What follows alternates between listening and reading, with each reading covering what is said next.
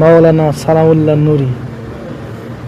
তিনি নারায়ণগঞ্জ জেলার সোনারগাঁও থানার বুদ্ধবাজার ইউনিয়ন আনন্দবাজার দক্ষিণ দামোদরদী গ্রামে এক সম্ভ্রান্ত মোল্লা পরিবারে জন্মগ্রহণ করেন। এই 5 ভাইয়ের ভিতরে সবচেয়ে ছোট হচ্ছে মাওলানা সানাউল্লাহ নুরী। তার ভাইদের ভিতর থেকে বড় ভাই হচ্ছে কারি তাহের আলী সাহেব রহমতুল্লাহ আলাই, আব্দুর রাজ্জাক। তিনি তার কর্মজীবনে মুফতি সৈয়দ মোহাম্মদ ফজলুল করিম রহমতুল্লাহ আলাই সফর সঙ্গী ছিলেন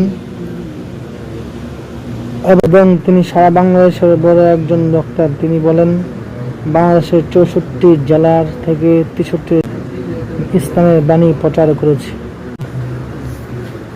তিনি ইসলামী আন্দোলন বাংলাদেশের সাথে সম্পৃক্ত।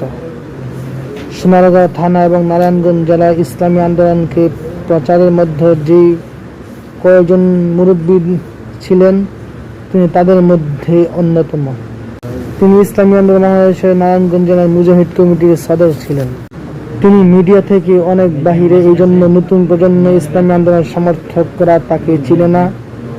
তিনি যদি মিডিয়াতে থাকতে পারতেন তাহলে সাহেব চরমনায় তাকে খুব সম্মান করেন, মহব্বত করেন।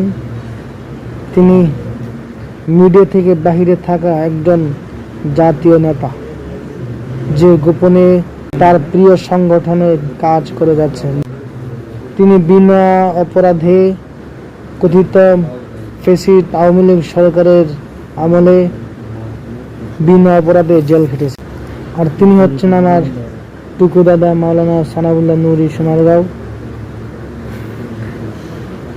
আমি তার আপন ভাতিজা সন্তান মাওলানা আনোয়ার হোসেন জাহাদ হুজুরের ছেলে মোহাম্মদ আলী।